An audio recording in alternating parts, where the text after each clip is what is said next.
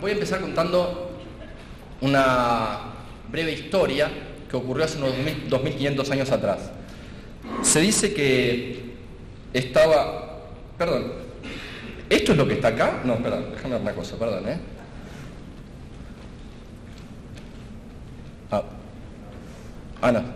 Está bien, no, porque tenemos dos... No, listo, ya me organicé. Bueno, hace unos 2500 años estaba Simónides de Ceos, el gran poeta griego, en un banquete, cuando le llegó correspondencia y él en ese momento salió a recibir a los mensajeros. Se cuenta que en ese momento, mientras él estaba afuera, las columnas del salón donde estaban los comensales se rompieron y el techo, que era de mármol y piedra, cayó sobre ellos, matándolos a todos. Ahí hay una pequeña pintura de lo que pasó, Simónides de Ceos saliendo y acá las columnas rompiéndose y los comensales allá abajo.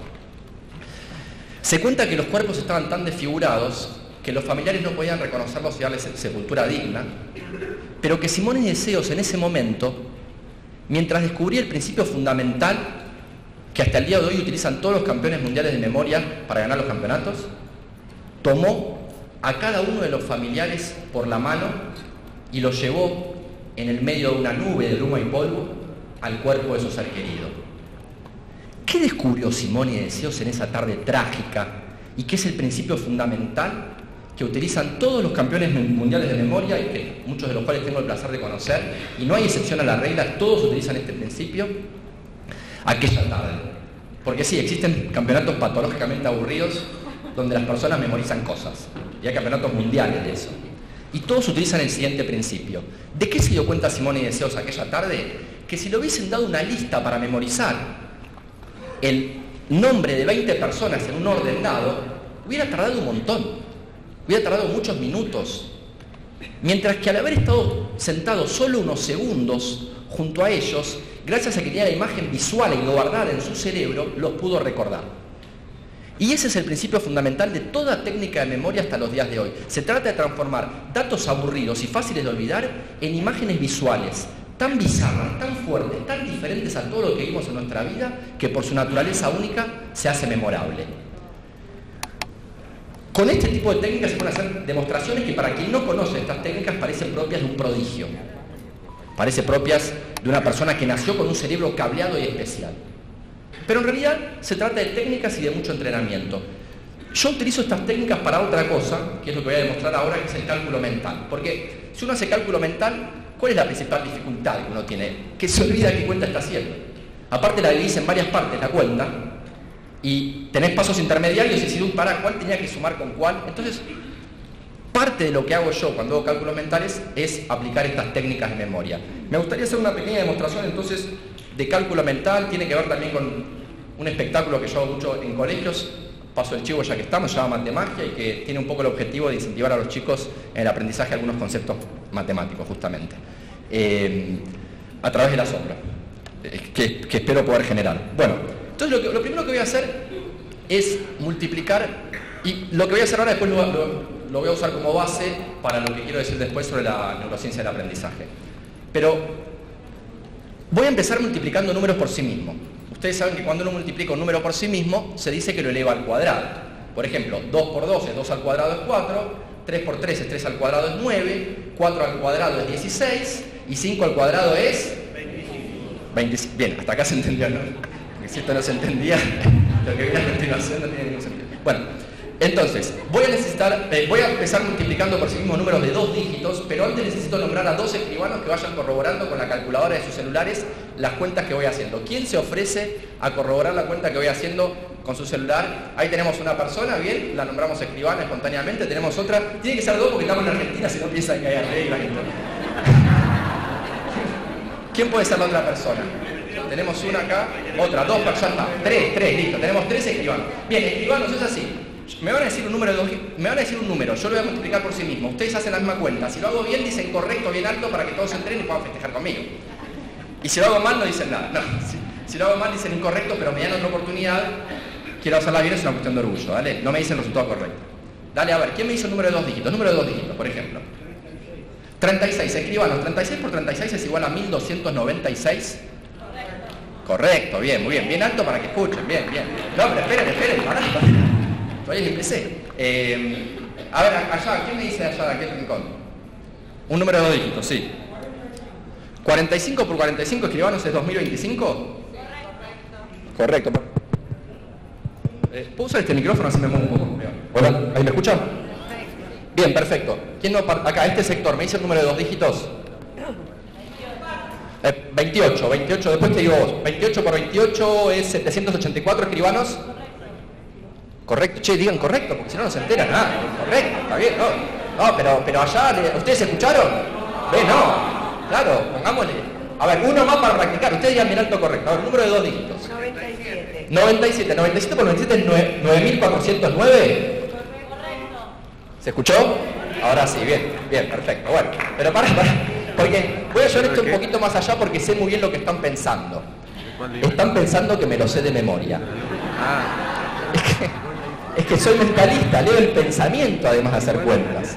Entonces lo que voy a hacer es multiplicar un número por sí mismo de 3 dígitos. Sería imposible aprenderme toda esa tabla de memoria. Bueno, si lo hubiese hecho sería igual de friki, pero no lo hice. Entonces vamos a ver, recuerden que esto es difícil, si me equivoco me dan otra oportunidad. ¿Quién me hizo un número de 3 dígitos? 476 por 476 es igual a 226.576. Correcto, bien, perfecto. Bueno, gracias. Gracias. ¿Quién me dice otro número de 3 dígitos? El que levantó la mano. ¿Quería decir un número? No. ¿Cualquiera? 338. 338 por 338 es igual a 114.244,95. Voy a empezar a hacer la cuenta. Si me equivoco, escribanos, recuerden que me dan otra oportunidad, ¿sí? 8.695 al cuadrado es igual a cuadrado más 9.000 por 8.590. 9.000 por 8.590 es igual a 85.500.000, 85.500.000, 85.500.000, 86 millones, 86.310.000, 86.310.000, 86 millones seguro, 86 millones seguro, 310 es mato, aro. Esas son las dos palabras que me voy a poliar. Mato y aro, mato, aro. No me tengo que olvidar de eso. ¿Empecé bien, escribanos? ¿Empiezan con 86 millones? ¿No empiezan con 86 millones? Ustedes 4 se van inmediatamente de acá. Muy bien, vamos a ver dónde está el error. Puede pasar. 8.790. ¡Ay! Ya sé dónde me equivoqué. Perdón. Voy a empezar. Esto está completamente equivocado. Tiene razón. Voy a empezar de nuevo. 8.694 empezó cuadrado más 9.000 por 8.590. 9.000 por 8.590 es igual a 72 millones, 76.500.000, 76.500.000, 76.500.000, 77.310.000. 77 millones, sí, ¿no? Empieza con 77 millones. Ahora sí bien. Ahora mato aro. Las palabras son las mismas. Mato aro, no me tengo que olvidar esas palabras. Mato aro, completo de cuadrado es igual a 205. 105 al cuadrado es igual a 42.025. 42 más mato aro, 42 más mato aro, 42 más mato aro es 352.000. Voy bien hasta acá, escribanos, que empieza con 77.352.000 algo. Bien, ya terminé la cuenta. No anoté los 2 últimos dígitos porque me gusta darle emoción a este momento. Entonces voy a hacer lo siguiente. Voy a decir todo el resultado. Cuando llego al final anoto los 2 últimos dígitos. Si lo hice bien, los escribanos dicen correcto y ustedes me regalan un fuerte aplauso. Y si lo hice mal, ¿qué hacen? ¡Qué público exigente! Paréntesis, quiero aclarar algo. Yo esto siempre lo hago con chicos, porque sé que los chicos hacen ¡buh! Pero no me esperaba que los directores de los colegios. ¡Qué cosa! Bueno, en fin. Bueno, se mimetizaron, claro. Bueno, pregunta. El resultado final es 77.352.025. ¡Correcto! Bueno, muchas gracias. Muy bien. Bien. Voy a hacer el último juego de matemática y cálculo mental. Para esto necesito que alguien me diga un número de 2 dígitos, entre 20 y 40, digamos. ¿Alguien por alguna razón quiere que sea alguno en especial? ¿35? Bien, ¿por qué 35? ¿Quién lo dijo? ¿Quién lo dijo 35? Lo dijo tan convencida. Pues lo dijiste con un convencimiento llamativo. ¿Es tu número preferido? ¿Por qué? Porque sí, perfecto. Bueno, todos. Bueno, vamos a ver si me sale esto. No, acá, perdón, es que me voy a hacer una cuenta más. Esto es un 16. Listo, perfecto. Ella, a quien no conozco, no hay trampas, me dijo 35. Yo acá anoté un montón de otros números. ¿Se ve bien de allá? Más o menos, ¿no? No se ve. A ver, ¿y de ahí se ve más o menos? Si lo corro para atrás, ¿se ve mejor? ¿O es una cuestión de que, que no llegan? Bueno, perdón. Ellos todos corroboran que estoy diciendo lo que está escrito acá. ¿Sí? ¿Ustedes ven bien? Sí, eso sí. Bien. Ah, lo pongo Ah, ¿hay una cámara? ¿Cómo? Ah, ¿lo pongo más al medio? Sí, igual me parece que está muy lejos. Sí, sí. Ya está. Ahí está, bueno, más o menos. Está bien. Ah, hay una cámara, no, pará. Por favor, esto. ¿Cómo dudé de eso? Ay, no, claro. Ahora van a volver a sospechar de que tenemos un dispositivo microscópico inalámbrico. Bueno, ahí se ve, ¿no? Bien. Marcador negro, bueno, pero qué exigente, che. Primero me hacen después pido marcador negro. No tengo. Bueno, pero se ve. Se ve. Este es un 16. Bueno, pero ¿vieron lo que pasó o no vieron? ¿No se dieron cuenta? Ayúdenme a sumar primero las filas. 15 más 1, 16. 16 y 12, 28. Y 7, 35. El número que dijo ella, 35. 11 y 8, 19. Y 14, 33. Y 2, 35. 5 y 10, 15. Y 3 y 16. Perdón, esto es 17. Este se me está complicando, este número de acá, ¿eh? Esto es un 17. Ahí viene el boom. Ahí va. Este es 17 y este es 16. Ahora sí, 17 y 16. 5 y 10, 15 y 3, 18 y 17. Ahora sí, 35 también. Todas estas atrás suman 35. 4, 16, 20. Y 6, 26 y 5, 35 también. Pero esperen, sumemos las columnas. 7 más 2, 9. Más 17, 26 y 9, 35. 12 y 14, 26 y 3, 29 y 6, 35. 1 y 8, 9 y 10, 19 y 16, 35. 15 y 11, 26 y 5, 31 y 4, 35. También todas las filas se las conocen. No, pero esperen. ¿Vieron que hay más? Miren la diagonal, creo ahí la vieron, la diagonal de acá. 15 más 8, 23 y 3, 26 y 9, 35. La diagonal de acá, 4 y 10, 14, 14, 28 y 7, 35. También las diagonales. Pero esperen, ¿vieron que hay más?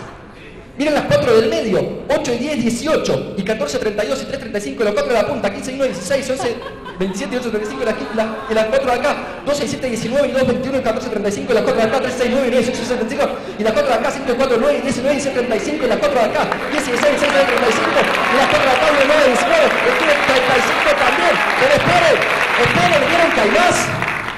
¿No vieron que hay más? ¿No vieron? Miren, estas con estas, por ejemplo, 16 y 6, 22, y 1 y 23, y 12, 35, y estas con estas, 11 y 5, 16, y 2, 18, y 17, 35 también. ¿Y vieron que hay más? ¿No vieron? Miren las 4 puntas, 15 más 7, 22, más 9, 31, más 4, 35, también las 4 puntas. Y para terminar, porque tengo que seguir con la charla, estas tienen como un nombre importante, diagonales cruzadas. Estas con estas, 6 y 17, 23, y 1, 24, y 11, 35, y estas con estas, 12 y 2, 14, y 5, 19, y 16, 35. Ahora sí, aplausos.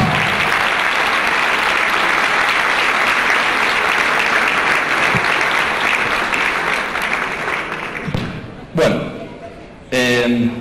voy a apagar esto, me manejo con este mic. ¿Podemos volver a la presentación? Bueno, yo venía a hablar un poco del asombro y la sorpresa como forma de aprendizaje. Esta es mi estrategia para intentar incentivar a los chicos al aprendizaje de conceptos numéricos básicos, ¿no? Me pasa, la verdad, modestia aparte, he hecho esta presentación frente a decenas o centenas de miles de estudiantes de todo el país, y lo más hermoso que me pasa es cuando vienen a contarme los profes que un chico que jamás se interesó por la matemática de repente está tratando de descubrir cómo hice esto. Y cuando el chico se para frente a esto e intenta descubrir cómo lo hice, está resolviendo una ecuación algebraica en su cabeza. Y está incorporando un concepto que muchas veces tiene mucha resistencia para aprender. Ahora bien, un secreto, esto es fácil de hacer, lo anterior de los números al cuadrado lleva mucha práctica. Y más allá de lo específico, porque me gustaría, ahora que hice como les mostré lo que, un poco, qué tipo de cosas me refiero cuando hablo de asombro. La verdad es que no es fácil, en general, conseguir un asombro con cualquier cosa. No hay mucho menos para un docente. Yo tengo un profundo respeto por el trabajo del docente. A mí, como hago estas cosas, me preguntan mucho, ¿y cómo tiene que ser la educación? ¿O cómo hago para entretener a los chicos? Y mi respuesta en general es, no sé. Mi trabajo es fácil. Yo voy media hora, 40 minutos, tiro una bomba de humo, y el que se queda con los chicos son ustedes. Ahora va la profesora, el maestro, y dice, ay chicos, voy a hacer un juego de matemáticas. Dicen, dale, te dimos todo el año. No te hagas. ¿no? Entonces es realmente muy difícil, tengo mucho respeto por esa dificultad y creo que el poder encontrar las diferentes intervenciones que pueden permitir una sorpresa y un asombro para los diferentes aprendizajes específicos es una tarea colectiva que tenemos como sociedad, independientemente de dónde estemos, en qué colegio, si estamos en una gestión estatal, gestión privada. Un conocimiento como este para el aprendizaje de un chico vale oro, porque es lo que le va a incentivar a poder seguir aprendiendo algo a lo que muchas veces se resiste. Pero bueno, déjenme entonces empezar con la presentación que voy a hablar ahora. Dijimos que termine 12 y 10 más o menos, ¿no? 12 y 10 para que haya unos minutos de pregunta. Bueno, entonces tengo unos 40 minutos. Voy a hablar sobre las dos ramas de la ciencia que yo investigo. Yo dirijo un grupo de unas 25 personas desde el Laboratorio de Neurociencia de la Universidad Torcuato de Itela y en colaboración con los chicos de Gato y la Caja, un colectivo de científicos. Y además doy la materia comportamiento humano en la Universidad de Itela. Y voy a hablar entonces de la neurociencia cognitiva, pero específicamente de dos ramas que creo que tienen un impacto muy relevante en lo que va a pasar con la educación, no en los próximos 2 o 3 años, pero sí en las próximas décadas. Creo que hay algo que va a ser revolucionado y que tiene que ver con dos grandes áreas que son, por un lado, la psicología experimental, la psicología evolutiva, y por otro lado, la genética del comportamiento. Entonces quiero hacer una muy breve introducción a estas dos áreas y qué nos dicen sobre el aprendizaje, para después sacar un poco unas conclusiones sobre cómo estos conocimientos nos ayudan a entender mejor qué tenemos que hacer para poder lograr este asombro y esta sorpresa que todos queremos con los chicos y las chicas. A ver si esto funciona ahora sí. Bien.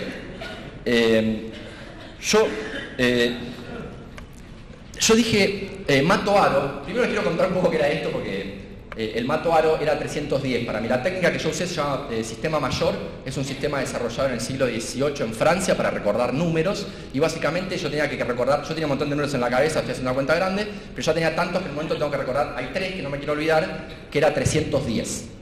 Y 310 para mí el 3 es una M, el 1 es una T o una D, y el 0 es una R o una R. Y mi tarea es meter vocales en el medio, de tal forma a formar palabras con sentido lo más rápidamente posible, y con esas palabras formar una imagen para no olvidarme esos 3 números. Entonces, básicamente, yo me imaginé que mataba a alguien con un aro, con una imagen bastante particular, jamás me imaginé eso en mi vida, matando a alguien con un aro, y entonces, por supuesto, se me hizo imborrable. Son técnicas un poco perturbadoras a veces. No es bueno aplicarlas mucho. De hecho, nunca un consejo que se le da a toda persona que empieza a practicar mnemotecnias es: nunca crees imágenes con personas de tu familia. De verdad, es una técnica porque después quedan muy grabadas. Pero bueno, ¿por qué cuento esto? Porque me parece que, primero la demostración por la motivación, y eso es interesante para lo que voy a decir, pero además el hecho de que toda técnica con la que un campeón mundial, con que una persona tiene que entrenarse para ganar un campeonato mundial, tenga que ver con transformar datos aburridos en imágenes visuales, tiene un correlato neuronal. Y este concepto es el axioma fundamental. Empezó como una hipótesis extraordinaria en la década del 90, pero ahora es el axioma de trabajo de la neurociencia cognitiva, y es la de que para todo fenómeno mental existe un correlato neuronal. En particular, para este fenómeno mental, que es conocido desde los griegos, el hecho de que tenemos que transformar datos aburridos en imágenes, existe un correlato neuronal, que es el hecho de que 1/3 de nuestro cerebro se dedica al procesamiento de imágenes visuales. La mayoría de nuestra corteza cerebral, la parte de atrás del cerebro, se llama corteza occipital, se dedica a procesar imágenes visuales. Por eso digo, ese poder de cómputo gigantesco que tiene el cerebro específicamente para imágenes visuales, es que es obligatorio utilizar estas técnicas, y este es el correlato neuronal de eso que los griegos ya sabían. Ahora bien, si aceptamos la hipótesis básica de la neurociencia cognitiva, nos podemos hacer entonces la pregunta de cuáles son los correlatos neuronales del aprendizaje. ¿Qué pasa con el cerebro? ¿Qué pasa con las neuronas cuando aprendemos? Y voy a tratar de explicar muy sucintamente una muy breve introducción a lo que algunos de ustedes probablemente ya conocen. El primer concepto muy antiintuitivo de la moderna neurociencia cognitiva, muy antiintuitivo inclusive porque hasta la década del 60, 70 y probablemente mucho más avanzado en la Argentina, la teoría estándar de la academia, de los intelectuales, era el de que nuestro cerebro viene como una tabla rasa. Y hoy en día sabemos que no es así, que nuestro cerebro viene preparado para ciertos aprendizajes y tareas específicas y habilidades específicas. Venimos, por ejemplo, muy preparados para procesar imágenes visuales, porque evolucionamos durante millones de años en praderas africanas donde el procesamiento de imágenes visuales era fundamental para la sobrevivencia y la reproducción. Tiene una explicación. Y así como existe un correlato neuronal para esto, existen correlatos neuronales de aprendizaje y existe el hecho de que no venimos con una tabla rasa, venimos con ciertos... La palabra módulos es polémica, podemos llamarlos sistemas o features, características, instintos, como queramos llamarlo, pero con ciertas... Nuestro cerebro está preparado para ciertos aprendizajes. Cuando un chico de 4 o 5 años empieza a hablar, está haciendo algo que es un milagro de la computación.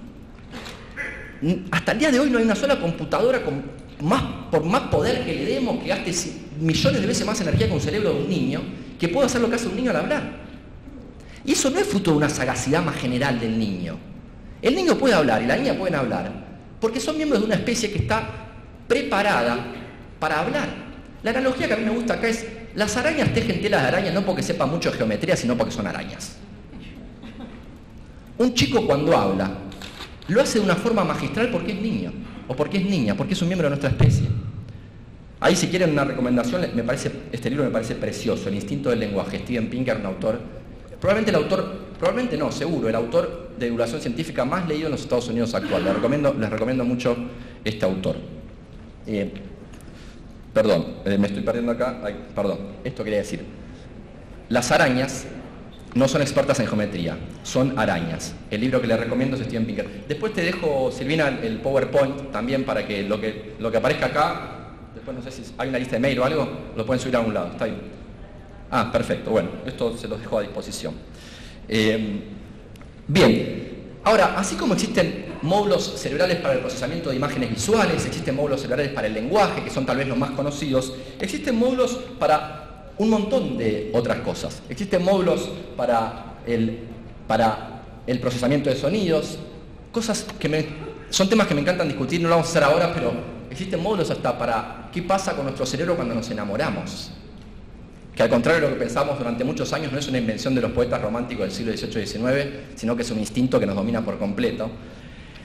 Existen hasta módulos cerebrales que vinieron preparados para razonar sobre cómo nos comportamos con los demás, lo que yo llamo moral, lo que se dice en neurociencia cognitiva moral. Esta es la definición que se le da, el comportamiento que tenemos con los demás seres humanos.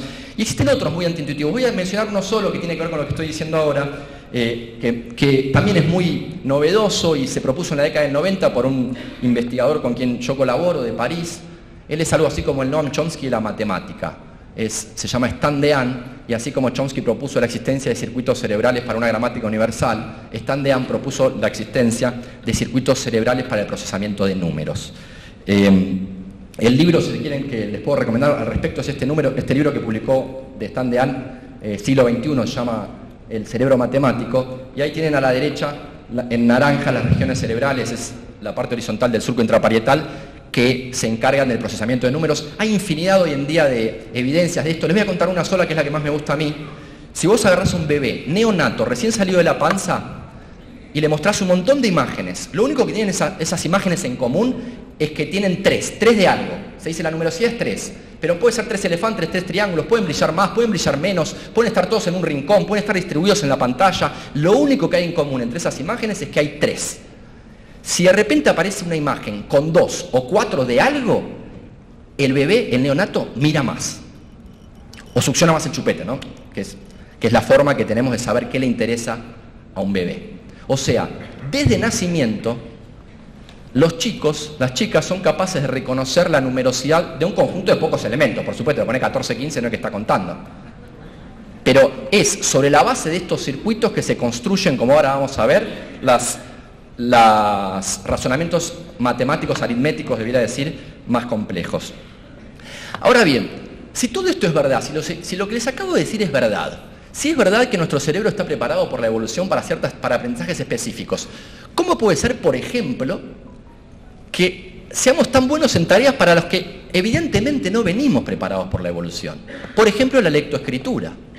La lectoescritura es una invención humana moderna, no tiene más de 10.000 años, en términos evolutivos no es nada. Hay un libro muy lindo, se llama La historia de la lectura, del actual director de la Biblioteca Nacional, que se llama Mangel. Muy lindo libro también. La lectura tiene 10, 20.000 años, no más que eso, no es nada en términos evolutivos. ¿Cómo puede ser que seamos tan buenos entonces para la lectoescritura? A esa pregunta se la conoce como la paradoja de la lectura. Y está debatida en detalle en este otro libro de Stan Dean, que es, repito, algo así como el Roger Federer hoy en día de la neurociencia cognitiva. Y para resolver esta paradoja hay dos conceptos que son importantes, que son discutidos en profundidad en ese libro. El primer concepto que ustedes no haber escuchado hablar es el concepto de plasticidad. Nuestro cerebro es plástico. Al contrario de los otros órganos de nuestro cuerpo, la anatomía del cerebro cambia radicalmente a medida que aprendemos cosas, a medida que nos desarrollamos. Y una diferente estructura cerebral no quiere decir necesariamente que haya una genética, por ejemplo, por detrás diferente. Sí puede tener que ver con experiencias de vida y culturales y una educación diferente. Y por último, el último concepto para entender cómo es posible que aprendamos estas habilidades complejas a partir de un cerebro que no fue preparado para eso, es el concepto de reciclaje neuronal. El hecho de que la plasticidad nos permite utilizar estos circuitos que en principio evolucionaron para una tarea diferente, para una nueva tarea para la que nos prepara la cultura y la educación. El ejemplo paradigmático es justamente la lectoescritura, porque la teoría del reciclaje neuronal vino a resolver la paradoja de la lectura. Porque ¿qué está pasando cuando un chico se está siendo alfabetizado? A nivel neuronal, ¿cuál es el correlato neuronal de la alfabetización? Que se empiezan a generar rutas neuronales entre la parte del cerebro que procesa imágenes visuales, que les mostré, la corteza occipital, y la parte del cerebro que procesa lenguaje. Hoy en día podemos saber si una persona es analfabeta o no, sin hacerle ninguna pregunta, simplemente metiéndolo en un resonador magnético funcional y analizando de forma no invasiva la estructura de su cerebro. Porque una persona que no fue alfabetizada tiene muchas menos conexiones neuronales entre esas dos partes del cerebro, mientras que una persona que fue alfabetizada tiene esas regiones del cerebro con muchas más rutas neuronales. Y esto vale para cualquier aprendizaje complejo. De hecho, les voy a mostrar un artículo que en su momento me impresionó muchísimo, una imagen que leí, ya es del 2008 este trabajo que les voy a mostrar, estas imágenes, es un artículo del 2008 que muestra cómo podemos prever con buena precisión cuál es la capacidad en cálculo mental de un chico o una chica de 12 años analizando la cantidad de conexiones neuronales entre dos regiones del cerebro, la de numerosidad, que mencioné recién, y la corteza prefrontal, la parte del cerebro que queda justo detrás de la frente, que es algo así, entre otras cosas, como la organizadora del pensamiento. Entonces todo esto tiene sentido. Claro, está la parte que procesa números, se conecta con la parte que organiza esas intuiciones numéricas. Esto ya tiene 10 años y es una clara muestra de que el aprendizaje de habilidades complejas como el cálculo mental o la lectoescritura depende del reciclaje neuronal y de la interconexión de módulos cerebrales. Ahora, estas conexiones llevan tiempo y energía en formarse. No hay otra forma de aprender habilidades complejas que no es a través del esfuerzo, del foco, de la concentración. Y esto lo digo porque hay mucho mito al respecto. Todos vimos la película Rayman, todos vimos algún video donde hay un pequeño genio que sin esfuerzo hace cosas extraordinarias. Y eso no existe, no hay excepción a la regla. Cualquier persona que hace algo extraordinario es porque hizo un esfuerzo extraordinario. Inclusive si alguno tiene a algún chico del espectro autista que hace cosas muy impresionantes con números, si conoce a alguno, sabe que ese chico no nació con un cerebro que automáticamente calculaba, se concentró durante muchas horas, mucho más de lo que probablemente podría concentrarse una persona que no está dentro de ese espectro, y por eso es capaz de hacer eso. Pero hizo un esfuerzo. El mensaje de que hay personas que vienen con un cerebro cableado para habilidades extraordinarias es un mensaje terrible para un chico. Porque ustedes saben bien que una de las principales dificultades en el aprendizaje de matemática es cuando se le mete al chico que él no puede, que él no nació para eso. Y si él ve un documental o ve a alguien diciendo que hay alguien que tiene una habilidad extraordinaria, si yo viniera acá y les dijera que lo que hice recién es porque me pegó un rayo cuando yo era chico y desde entonces veo los números que me dan la respuesta en forma de colores, que es lo que hacen muchos charlatanes, está bien, mi discurso tendría más glamour, porque por nuestra psicología nos impresiona más alguien que tiene una habilidad sin esfuerzo que alguien que se esforzó toda la vida para conseguirlo. Pero la verdad es que eso simplemente no hay una excepción a la regla. O sea, después de decenas de años de investigación tratamos de encontrar si alguien que hace algo extraordinario porque vino con un cerebro especial y no lo hay. No lo hay.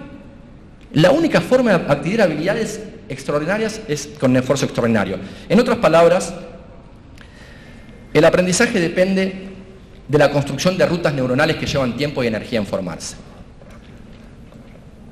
Pensar que hay aprendizajes complejos que pueden romper esta regla es pensar que se puede romper las reglas de la termodinámica. Este es el correlato neuronal del aprendizaje, si se quiere, más fundamental. No hay métodos mágicos para que los chicos aprendan rápidamente. Ustedes lo saben mejor que yo, de todas formas. O sea, se lo estoy diciendo a ustedes, pero ni los chicos ni los grandes. Yo me acuerdo de mi mamá cuando compraba los cassettes para aprender inglés durmiendo. Y hoy en día, la versión moderna de eso son las aplicaciones por celular que te prometen hacer más inteligente.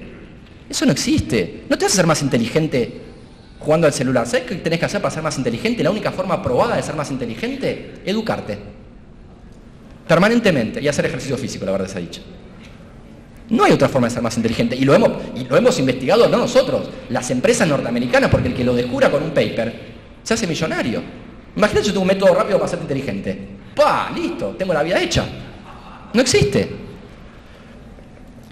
Esto entonces en relación a qué nos dice la psicología evolutiva sobre el aprendizaje, que es la primera rama de la neurociencia cognitiva que quería contarles a ustedes brevemente los descubrimientos que hemos hecho en los últimos años. La otra rama, y después voy un poco a cómo pienso que impacta yo estos descubrimientos sobre la educación. Por ejemplo, un corolario inmediato de lo que acabo de decir es que para que el chico, si el chico tiene que mantenerse motivado, si el chico tiene que hacer un enorme esfuerzo para poder aprender, es fundamental el asombro y la motivación, ¿no? Corolario casi inmediato de eso, porque solo hacemos esfuerzo constante y permanente cuando estamos motivados y tenemos ganas de llevar adelante ese esfuerzo. Pero volvamos un poco, entonces les conté un poco de psicología evolutiva y ahora quiero contar un poco de genética del comportamiento, que es la otra rama. Y en esto, gente, yo creo que esto, más que nada, es lo que va a revolucionar la educación en los próximos años. Décadas, probablemente. Es tan impresionante los descubrimientos en este área que estamos todos un poco choqueados con lo que está pasando, los que hacemos investigación. Porque hay algo que ya sabíamos, que ya era muy impresionante, que es el decaimiento exponencial en el precio para la decodificación del ADN. ¿Se acuerdan en el año 93 el proyecto Genoma Humano salió en todos los diarios? Por primera vez la ciencia decodificó el genoma de un ser humano. Ese proyecto lo financió la National Science Foundation de Estados Unidos y costó $1.000 millones. Hoy en día eso mismo se puede hacer por menos de $1.000. Dentro de 10 años va a ser rutinario, va a costar $1. Decodificar todo tu ADN. Eso en sí ya es revolucionario, pero además se sumó que se descubrió el año pasado, y miren, yo desde los 18 me metí en un laboratorio, tengo 41, hace 23 años que hago ciencia. Nunca vi tanta excitación con una técnica nueva, se llama CRISPR. Es una técnica para cortar y pegar ADN. Tan fuerte es el impacto de esta técnica que el escritor israelí Harari, que muchos de ustedes deben conocer, hoy en día comienza sus charlas comentando que él piensa que dentro de 200 años la Tierra va a estar habitada por seres más distantes de nosotros genéticamente de lo que nosotros lo somos de los neandertales. Plantea problemas éticos además gigantes, que no estamos discutiendo, pero eso es tema para otra charla. No estamos teniendo una conversación al respecto, que creo que hay que tener, pero eso es para otra charla. Pero respecto a la educación, ¿qué nos está diciendo la genética del comportamiento? Y acá quiero hacer una aclaración. Cuando hablamos, la palabra genética se suele usar coloquialmente de dos formas completamente diferentes. Yo recién usé la palabra, cuando hablo de psicología evolutiva, como recién, uso la palabra genética para decir algo que todos tenemos en común. Por ejemplo, puedo decir que estamos genéticamente preparados para aprender un lenguaje. Estamos genéticamente preparados para procesar imágenes visuales. Estamos genéticamente preparados para que nos guste el azúcar, porque vivíamos en general con escasez de alimento y quien encontraba una fruta llena de fructosa tenía el día hecho. Por eso la obesidad infantil inclusive es un tema de salud pública. Hay un montón de cosas que a veces usamos la palabra genética en el sentido de es lo que todos los seres humanos tenemos en común. En genética del comportamiento es lo contrario. Nos referimos a si algo es genético o no cuando nos preguntamos a de qué dependen las variaciones en un rasgo. No el rasgo en sí, la existencia del rasgo, sino de qué depende, por ejemplo, que unos sean mejores que otros en ese rasgo. ¿Y cuánto hay de genético en eso? Es un uso completamente de la palabra genética que se confunde mucho en el lenguaje coloquial. Es como cuando si alguien te pregunta, che, ¿cuánto hay de genético en Messi? ¿Cuánto hay de genético en Mozart, en Einstein? Una pregunta válida. Pero ahí la pregunta es, ¿cuánto de esos extremos de performance se debe a variaciones en lo genético y cuánto se debe a variaciones en lo ambiental? Esa es la pregunta bien formulada. Cuando decimos cuánto hay de genético en algo, no es cuánto hay de genético, es cuánto de las variaciones observadas en ese rasgo se deben a variaciones genéticas y cuánto se deben a variaciones ambientales. Y cuando lo estudiamos en ambientes específicos. Si descubrimos que algo tiene un componente genético del 50%, por ejemplo, puede ser que en otros ambientes ese 50% sea mucho menor o mucho mayor. ¿Está? De hecho, un resultado muy antiintuitivo de la genética del comportamiento es que a medida que evolucionamos hacia sociedades donde todos los chicos tienen acceso a una excelente educación, el componente genético en las habilidades de aprendizaje es mucho mayor, no menor. Porque en sociedades como la nuestra, donde chicos viven en regiones muy vulnerables, por supuesto el ambiente hace que esa variación de baja performance tenga que ver con el ambiente. Pero cuando todos tengamos acceso a una educación de calidad, el componente genético va a ser más importante, y más importante todavía va a ser prestar atención a las dificultades y facilidades de cada chico. Y les quiero mostrar un artículo para que vean a la velocidad que está avanzando esto. Este artículo se lo hace 2 meses atrás, lo comentaron todos los investigadores del área, fue comentado por todos lados porque es un artículo en la revista más importante del mundo de genética, se llama Nature Genetics. Lo que hicieron, no importa un poco el título, lo que hicieron fue agarrar 1.100.000 personas, un número de personas extraordinario. Tiene 77 papers este autor, tiene 77 autores este paper. Es como esos papers en física de física de partículas, cuando hacen aceleradores de partículas que publican 150 autores. Bueno, este es un trabajo colaborativo donde hay 77 autores. ¿Qué descubrieron? Descubrieron 1.700 genes que correlacionan con cuán lejos llega un chico o no, o una chica, en su nivel educativo. ¿Cuán fuerte es este efecto en los ambientes en los que se midió, en las sociedades europeas? ¿Cuán fuerte es este efecto?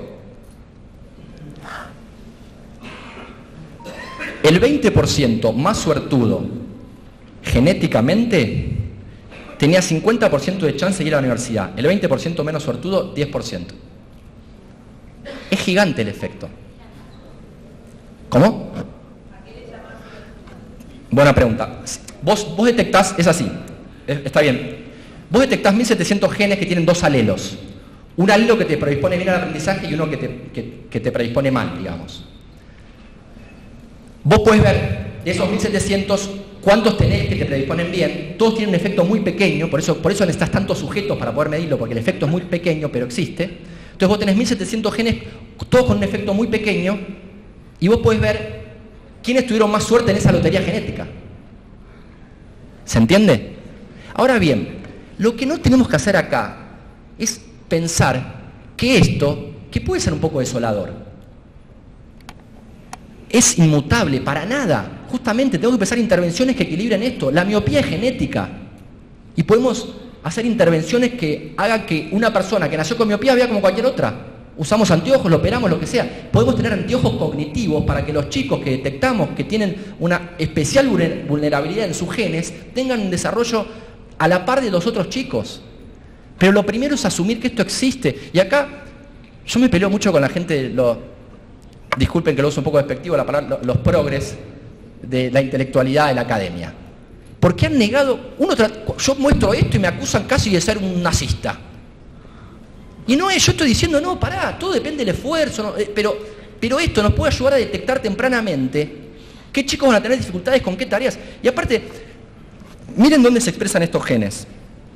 Porque el paper mismo muestra dónde se expresan los genes. La enorme mayoría de los genes se expresan en la corteza cerebral y en el hipocampo. El hipocampo es una región asociada a la memoria. La corteza cerebral está asociada al aprendizaje de habilidades complejas. Realmente estos genes están jugando un papel en el aprendizaje. No es una casualidad. Esto va a seguir acumulándose. Van a salir todos los meses papers de este estilo. Cada vez y todos los meses veo papers de este estilo donde reconocen correlaciones entre genes y ciertas facilidades o dificultades en el aprendizaje, y se descubre que esos genes se expresan en una región del cuerpo que tiene sentido con esa dificultad o esa facilidad.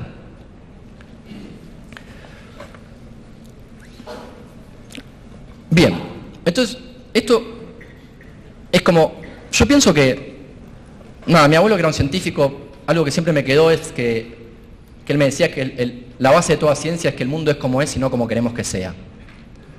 Estos descubrimientos nos pueden gustar más o menos, podemos simpatizar más o menos. Como les dije, en el mundo académico, progresista, esto no gusta nada, genera algo feo, no sé, pero es como es. Y no vamos a torcer la realidad porque no nos guste. La pregunta es qué vamos a hacer con esto y qué nos dice esto sobre el futuro de la educación. ¿Qué va a pasar en los próximos 10, 20, 30 años cuando estas técnicas sean estándar? ¿Cómo vamos a usarlas para ayudar a todos los chicos y las chicas a que tengan la educación acuerdo al deseo que ellos tienen de mejorar en lo que ellos quieren? Porque independientemente de la facilidad o la dificultad que uno tenga, uno puede querer hacer cualquier cosa. Es más, si vos tenés facilidad para algo, ese chico ya está casi que... Es natural que un chico se motive por aquello por lo que tiene facilidad. La pregunta es cómo hacemos para los que no tienen facilidad. Y entonces, eso es un poco la reflexión final que quiero hacer en estos 15 minutos que me quedan, que es cómo impactarán estos conocimientos en la educación en la próxima década. Entonces, en los próximos años. Entonces, conclusión grosso modo. Primer conclusión. Lo que comentaba de la psicología evolutiva. El aprendizaje defiende el esfuerzo, del foco, de la concentración. No hay excepción a la regla, no hay atajos. Necesitamos esfuerzo y para hacer esfuerzo hay que motivarse.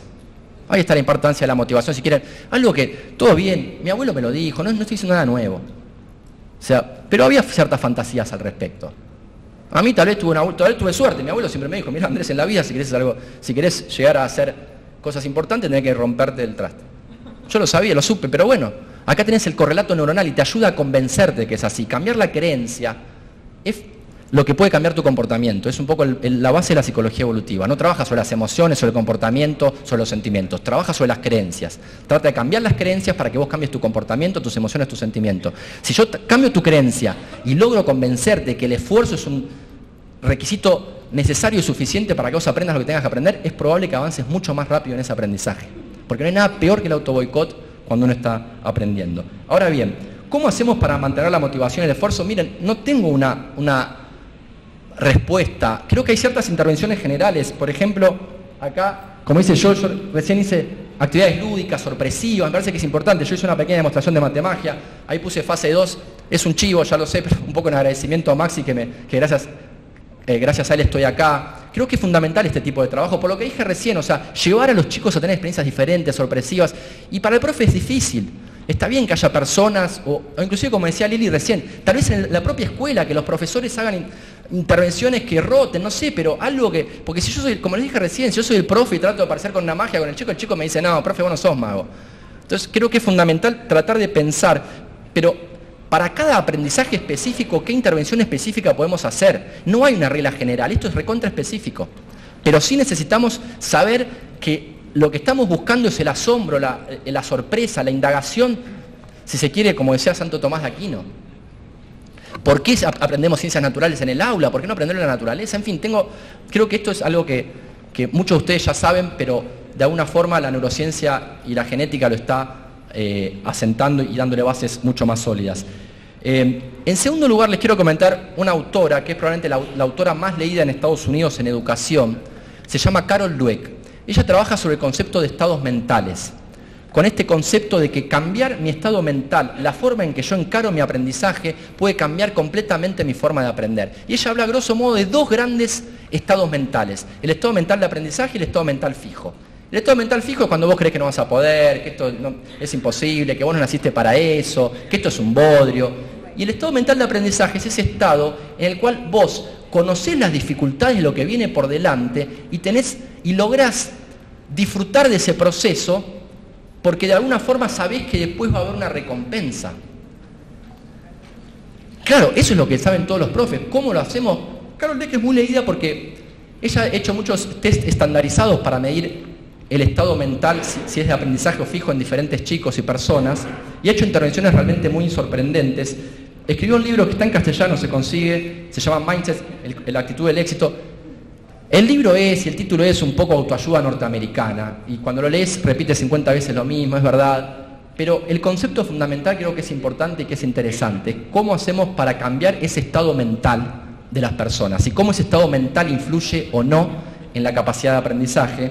De hecho, ella publica muchísimo, como les dije, es la autora más citada dentro de la comunidad de neuroeducación en Estados Unidos. Por ejemplo, les muestro un paper que yo leí cuando se publicó en el 2016 creo que es, donde ella lo que hace, ella estudia, ella ve que en universidades norteamericanas, después del primer año, los chicos con desventaja, es decir, afroamericanos, latinos o primera generación de estudiantes universitarios, abandonan el doble que los chicos que no están en desventaja.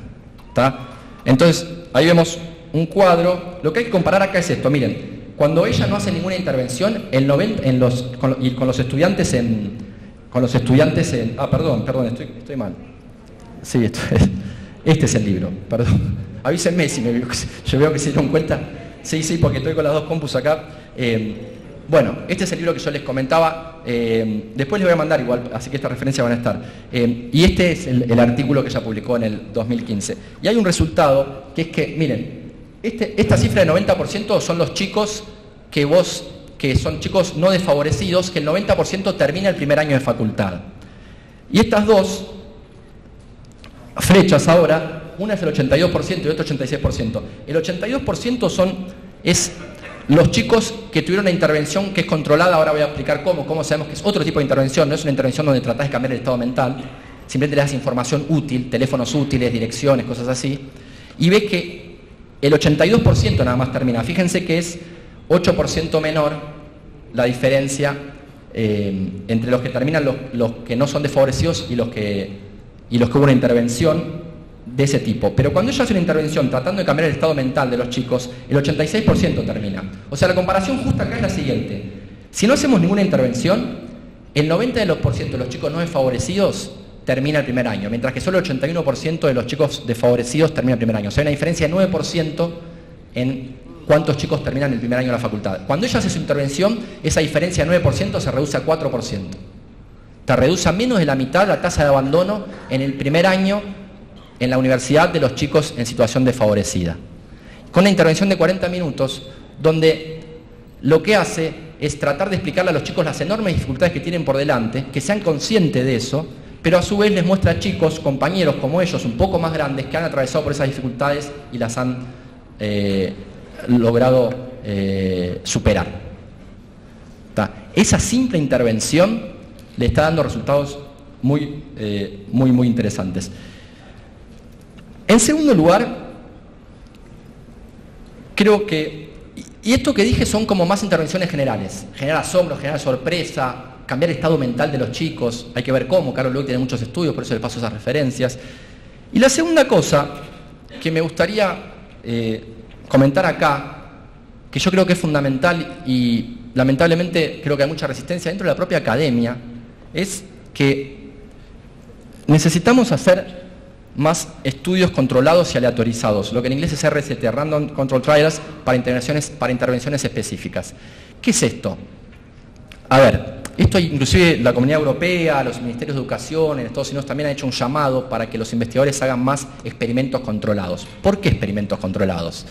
Porque cuando uno hoy en día va a ver en qué se basan las políticas educativas, en gran medida se basan, yo me acuerdo que le comentaba a una amiga, mira, me sorprendió cuando empecé a leer los papers en educación, que generalmente hay un pretest, una intervención y un post-test. Pero no hay grupo de control. Lo que me llamó mucho la atención, porque si vos haces un pretest, una intervención y un post-test, ¿cómo sabes si la mejora se debió a la intervención o que pasó el tiempo o cualquier otra cosa? Tiene que haber un control. Yo le comentaba esto a mi amiga, que estudia hoy en día, no quiero decir el nombre, en la provincia de Buenos Aires, es parte del equipo de educadores de la provincia de Buenos Aires, y ella me dice, no, Andrés, ni siquiera se llega a eso. Es teoría. Ni siquiera hay pretest, intervención, post-test. En gran medida los programas didácticos hoy en día se siguen basando en teorías. Y está todo bien con la teoría, pero después hay que hacer un experimento. Y acá es donde tal vez pienso que también hay un poco de prejuicio, tal vez justificadamente, hacia la palabra experimento de los educadores.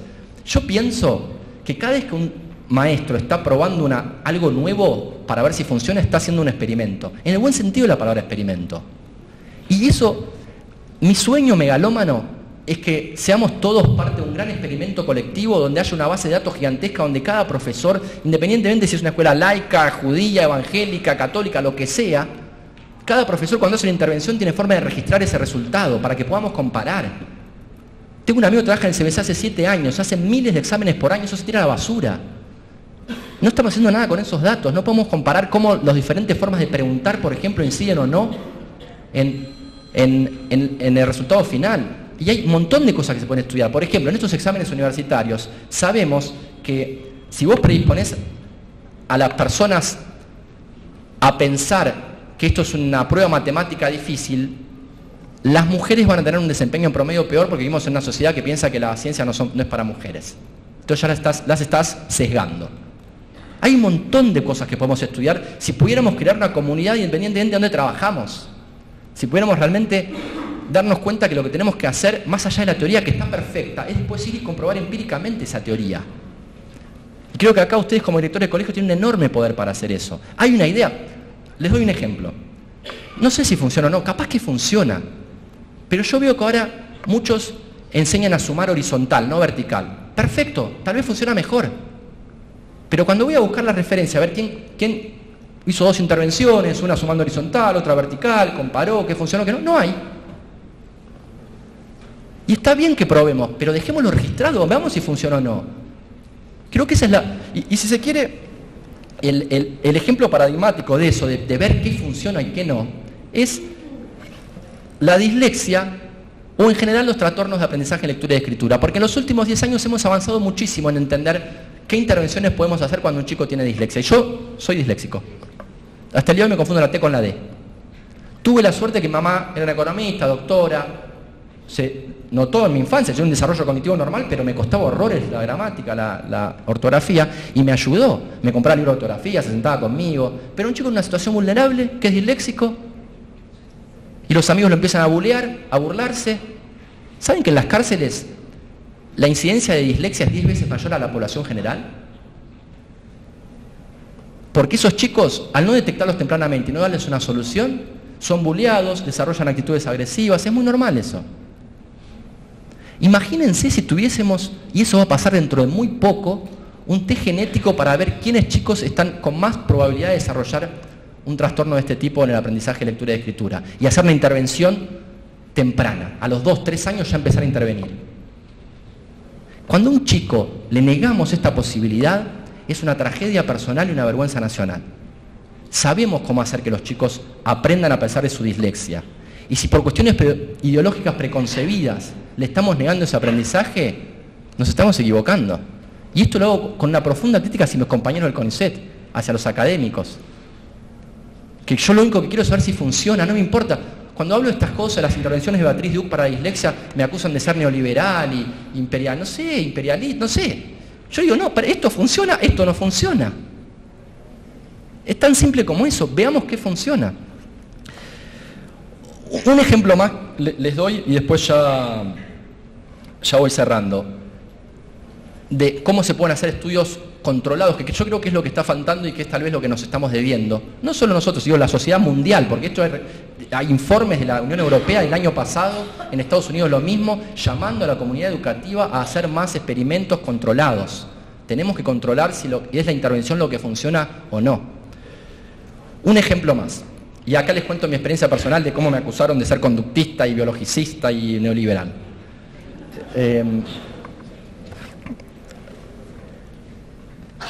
Un paper publicado en el 2017, a mí me interesó mucho. Ya que me quedan 5 minutos, les voy a contar la historia bien. Yo participé en National Geographic, de un programa llamado Super Cerebros, por esta gracia inútil que tengo. Y ahí conocí a un montón de campeones mundiales de cálculo mental. Me hice amigo, después los fui a visitar, algunos a Miami, no sé qué. Y el año pasado uno me dice, un cubano, ¿sabes que estoy entrenando? Hay una categoría que es gente friki, te pasan así, te pasan 10 números en 2 segundos, 10 números de 2 dígitos en 2 segundos. 100 milisegundos un número, 100 milisegundos nada. 100 milisegundos otro número, 100 milisegundos nada, así. Entonces son 2 segundos, son 10 números. Apenas terminás de verlos tenés que decir cuánto suma. Y estos tipos lo hacen. Es gente friki. Bueno, él me dice, ¿sabes cómo tuve que entrenarlo? Porque lo que ganaban todos los campeonatos eran japoneses. Así que me fijé cómo entrenaban. ¿Saben cómo entrenaban? Con Soroban, con Abaco. Porque entonces vos dejás, cuando uno hace una cuenta, por aquí sé yo, uno va escuchando una vocecita interna, ¿no? Que que le va diciendo la cuenta, es así, es puramente verbal la cuenta. Ellos lo que hacen es ver el ábaco, ¿vieron el ábaco, el soroban? Sí, sí. Ven el ábaco, ven la imagen del ábaco y manipulan la imagen, olvidándose de los números, y después leen el número que quedó. Esa capacidad de manipular una imagen visual rápidamente es lo que les permite sumar rápidamente. Esto sumado al hecho de que en China y en Japón se usa el ábaco, y los chicos chinos y japoneses son muy buenos con números, me llevó a la fuerte sospecha de que tal vez una intervención con ábaco podía ser buena para chicos con dificultades en aprendizaje de conceptos básicos numéricos, discalculia, el análogo de la dislexia para los números. Bueno, descubrí que el año pasado se publicó un artículo sobre esto. Un grupo de Oxford fue a India, hizo acuerdo con 2 o 3 colegios y participaron más de 5.000 chicos del estudio. Y el resultado básicamente les cuento para que vean por qué pienso que tiene la importancia de los test controlados y bien y aleatorizados, randomizados. Lo que ellos vieron es que efectivamente para un grupo de alumnos, cuando lo comparaban, ellos comparaban formación tradicional en aritmética básica, en chicos de primero a tercer grado, contra los que usaban el ábaco. Hacían pretest, intervención con grupo de control, como tiene que ser, y post-test. ¿Qué descubrieron? Que sí, que el ábaco a un subgrupo de alumnos les mejoraba mucho el aprendizaje en conceptos numéricos. ¿Pero a qué subgrupo? A los que ya tenían una buena capacidad de rotación espacial. Hay test estandarizados donde vos tenés que rotar objetos en el espacio. Te muestran 2 objetos así, por ejemplo, y vos tenés que decir si son el mismo o no. Tenés que rotarlos en el espacio. Los chicos que al principio en el pretest se desempeñaban bien en esa tarea, después se veían beneficiados por el uso del ábaco como herramienta para aprendizaje de conceptos numéricos. Los que no tenían buena rotación mental, no. Entonces, estos test con pretest, grupo de control y post-test nos ayudan a entender mejor qué intervenciones se pueden hacer para cada chico en particular o para cada chica en particular. Yo estoy haciendo un experimento ahora con mi grupo de estudios donde queremos ver si esto funciona para adultos también, porque vieron que lo que está pasando ahora, como la dislexia y la discalculia tienen un componente genético, lo que está pasando es que muchos padres se dan cuenta que fueron disléxicos o que son disléxicos porque diagnostican a sus hijos. Y entonces, creo que lo mismo va a pasar con la discalculia a medida que avancemos con esto y queremos ver si la intervención con ábaco puede ayudar a personas adultas discalcúlicas y para eso queremos hacer una intervención en adultos con dificultades, esas personas que no pueden ni darse un vuelto sin hacerse lío. Bueno, sí, dijo alguien, sí, conozco. Bueno, ¿qué pasó? Cuando le comenté, le digo a Valeria Elstein, una gran amiga, además hace investigación, hace divulgación como yo, le digo, che, Vale, ¿por qué vos que estás metida ahí en la comunidad que hace investigación en educación, en ciencias exactas, en la UBA, ¿por qué no preguntás si hay algo que si a ellos les interesa? La respuesta fue, el ábaco es de conductista. Pero, de nuevo, prejuicios, no nos lleva a nada. Veamos qué sirve y qué no sirve, listo, esa es la única regla. Todo lo demás lo discutimos después, nos tomamos una cerveza, pero... Bueno, para concluir, ya mira, justo a tiempo. Básicamente creo que está esa vieja frase de que el ideograma chino para crisis es riesgo y oportunidad. Bueno, hay un enorme riesgo con las nuevas tecnologías, claro que lo hay. ¿Quién no vio a los chicos hoy en día con los celulares y que es un riesgo enorme? O sea, ¿cómo los sacamos de los celulares a los chicos? Y saben, no sé si tienen este dato, en los últimos 3 años hay un enorme pico en las adolescentes de depresión y ansiedad clínica, sobre todo en las chicas, porque a los chicos los llenan de celulares y los chicos se ponen a jugar jueguitos. Las chicas son más de ver que la otra chica subió la foto que tiene un montón de likes, que no tiene likes. Entonces se ha visto se ha disparado la incidencia de depresión y ansiedad clínica en chicas adolescentes. Es un riesgo. ¿Cómo vamos a solucionar eso? No sé. Las nuevas tecnologías son un riesgo, pero son una enorme oportunidad también. Y creo que lo fundamental acá, y con esto cierro, justamente abandonar las ideas preconcebidas, abandonar las ideologías y ponernos a trabajar como comunidad, independientemente de donde trabajemos, si estamos en el CONICET o en una escuela donde... Yo pienso que el CONICET jamás va a poder decirle a ustedes lo que tienen que hacer. Es imposible. O sea, o esto lo hacemos entre todos o no se hace. Bueno, cierro con esto. Acá está mi contacto, mi mail, mi página web, me pueden seguir en redes. Tenemos unos minutos para preguntas, ¿no? Pero bueno, muchas gracias.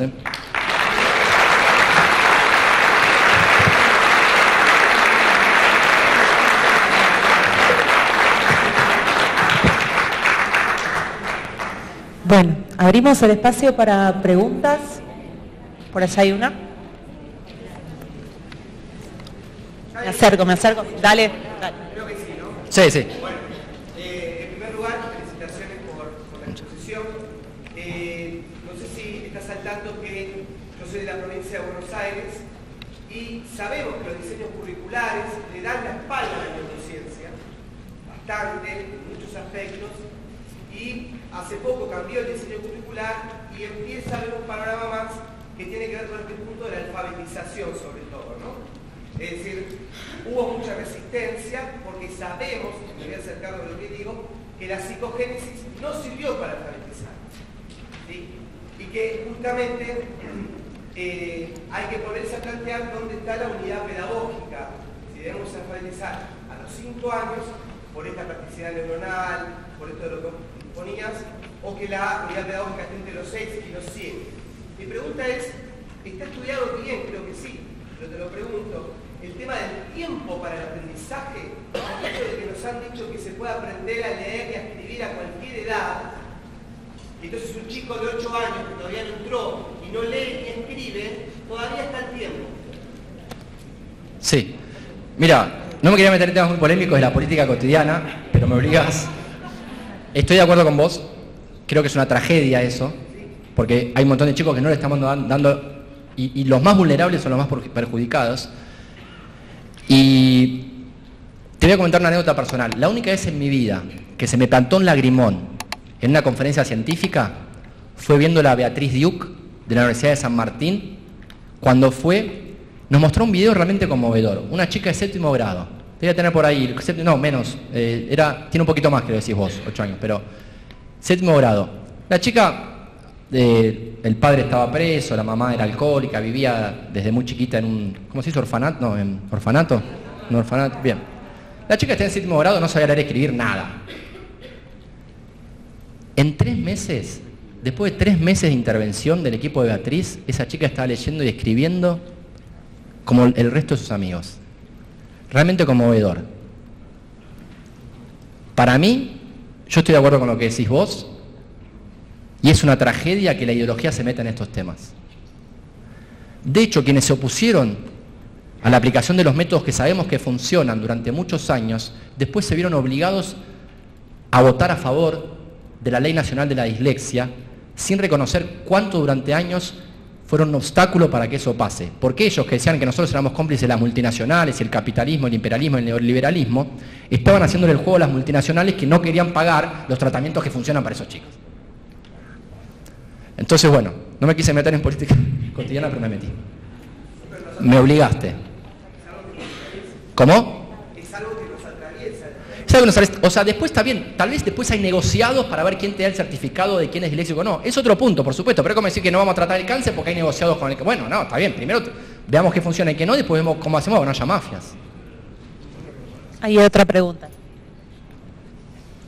En lo cotidiano de la escuela, el tema de las matemáticas es recurrente, ¿no? Porque estamos bajos a nivel nación. ¿Qué opinión tenés vos de los, por ejemplo, te doy nombres, una cuestión pragmática, método Singapur, todas estas cuestiones para enseñar la matemática? Porque es un desafío, no es tan sencillo. Sí, mira, yo te confieso que ni siquiera sé lo que es el método Singapur. A ver, lo que nos pasa a nosotros cuando hacemos investigación, yo agradezco mucho que me inviten a reflexionar sobre esto, pero la verdad es que uno estudia el piringundín del piringundín. Entonces yo estudié cosas mucho más específicas y la verdad que los métodos específicos, como el que vos mencionás, no los conozco. De hecho, lo que sí sé, porque un estudiante mío que defendió, un ingeniero que defendió su tesis de grado conmigo desarrollando una aplicación para entrenar cálculo mental, estuvo el año pasado en un congreso en Londres, donde la comunidad internacional que estudia discalculia se juntó y planteó como gran desafío para el futuro que aquellos avances que hubo en los últimos 10 años para la dislexia, porque los hubo, un poco lo que comentábamos recién, se apliquen también a la discalculia, porque hasta el día de hoy no tenemos intervenciones que sepamos a ciencia cierta que funcionan para chicos discalcúlicos, con especial dificultad a pesar de un desarrollo cognitivo normal en el aprendizaje de conceptos numéricos. Me interesa el tema, la verdad que metí ahora a hacer la investigación con el ábaco porque sospecho que el ábaco puede funcionar, pero estoy abierto también a escuchar y Inclusive hacer, para mí un poco lo ideal sería, no sé si existe, pero cualquier método, hacer un testeo con grupo de control. Y si haces un testeo con grupo de control tendrás una fuerte evidencia de que eso puede funcionar. Karina, ahí. Hola, ¿qué tal? Vos empezaste diciendo que feo, como cuando se le dice a los chicos, no nació para las matemáticas o esto no es para él, matemática o cualquier área. Sí. Y después hablas de los test porque hay una predisposición genética. Sí. Entiendo que te referís a poder hacer una intervención, pero me gustaría saber cuál es cómo marcás la diferencia entre el que dice no nació para matemática y el que hace un test y evidencia que hay alguna dificultad en relación a algún área. Sí. No, está bien, está muy bien la pregunta porque parece un poco contradictorio lo que yo digo. Yo empiezo diciendo primero que es un enorme esfuerzo y después digo que la genética influye mucho. Entonces parece contradictorio. Pero quiero que entiendan que no lo es en el siguiente sentido. Es así. Primero, en educación básica, o sea, acá todos probablemente tenemos una opinión diferente de qué es lo que tiene que aprender un chico obligatoriamente cuando termina la escuela primaria. Pero hay dos cosas en las cuales vamos a estar todos de acuerdo. Tiene que saber leer, escribir, tiene que saber aritmética básica. En eso estamos todos de acuerdo. Para aprender eso, cualquier chico puede aprender, independientemente de la dificultad que tenga. Y hay personas con más dificultad o menos dificultad. Dicho eso, que existen personas con mayor o menor dificultad, primero, todos pueden aprender, es como la miopía, por eso es la analogía de la miopía. Hay personas con miopía, pero con una intervención adecuada dejan de ser miopes. Yo que acá pasa un poco lo mismo. Tienen dificultad en el aprendizaje, pero con una intervención adecuada dejan de tener esa dificultad. Entonces, y más aún, no solo eso, no solo pueden llegar a adquirir aritmética básica y lectoescritura, sino que cualquier chico en cualquier área de conocimiento, con el esfuerzo que requiere el especializarse y hacer algo extraordinario, que es un esfuerzo durante años de foco y concentración, también puede lograr hacer cosas extraordinarias que para quien no conoce las técnicas y el esfuerzo parecen propias de un prodigio, como lo que hice yo recién. Pero yo conozco las técnicas, me esforcé hace 6 años, practico hace 7 años 1 hora por día hacer esta gracia inútil. Y pienso que todos que practicaran esa cantidad de horas lo podrían hacer. Por eso, pero aunque parece contradictorio, no lo es. Para hacer algo extraordinario necesitas muchísimo esfuerzo. Algunos tienen mayor facilidad, otros menos facilidad. Pero con esfuerzo todos logramos.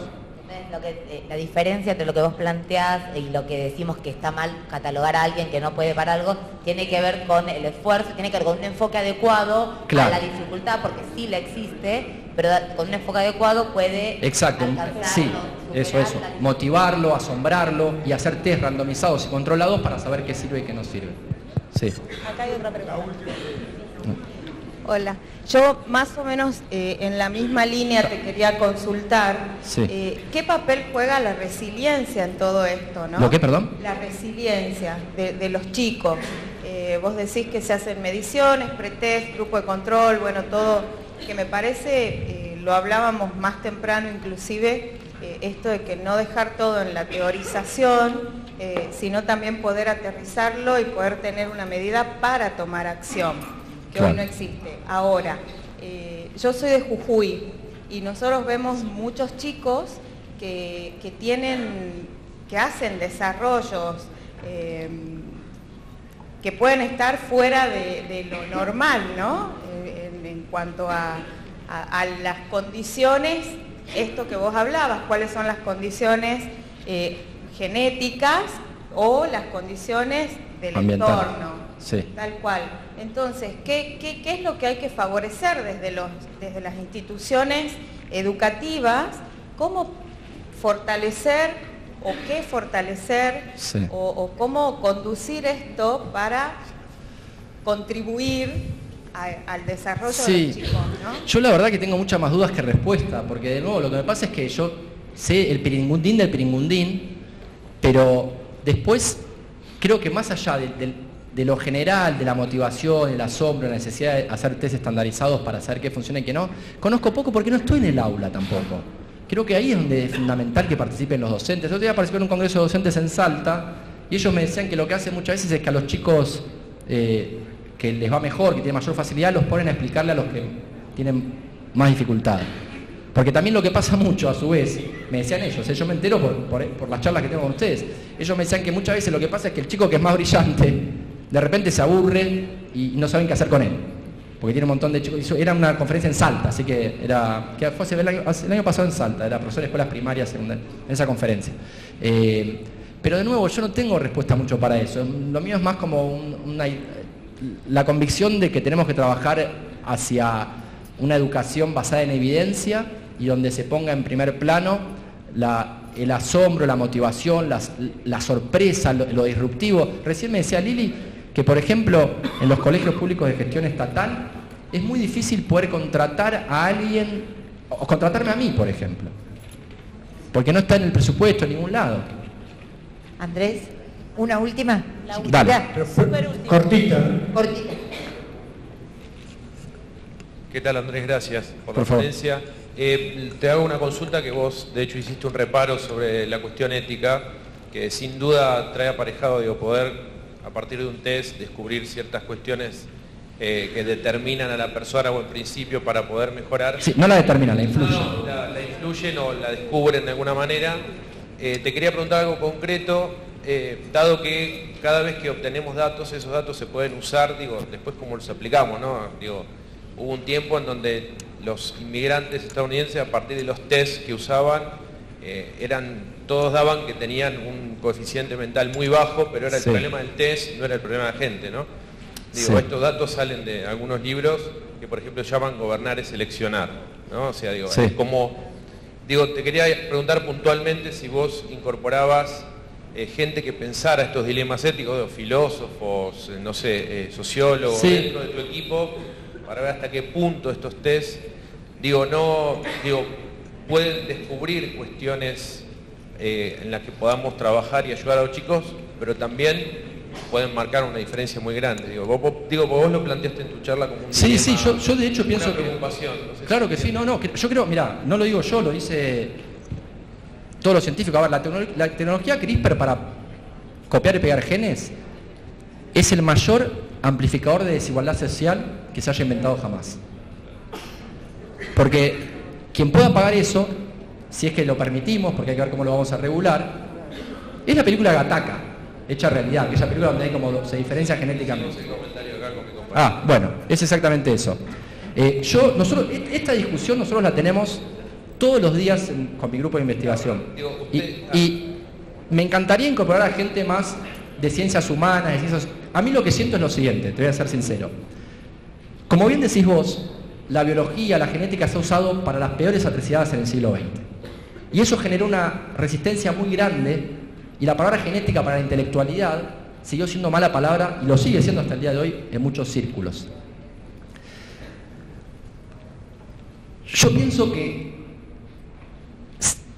eso tenemos que entender que fue una época histórica muy diferente a la de hoy, y que hoy estos resultados nos obligan a mirar de frente a la realidad, y tenemos que regularlo, porque si no va a pasar esto. A ver, yo no tengo la respuesta de cómo lo vamos a regular, estoy lleno de dudas, no sé. Necesitamos filósofos, éticos. Bueno, sí, a eso iba, pero como ustedes están craneando estas cuestiones y esto que decís vos, el futuro se viene, no hay una cuestión que nosotros... Discutimos el diálogo, por favor, porque estamos cortos de tiempo. Después seguimos... Nos podemos quedar en una mesa más chica, ¿no? Hacer un espacio. Bien, muchas gracias. Dale. Un gran aplauso para un Andrés. aplauso. Muchísimas gracias. Un joven investigador argentino.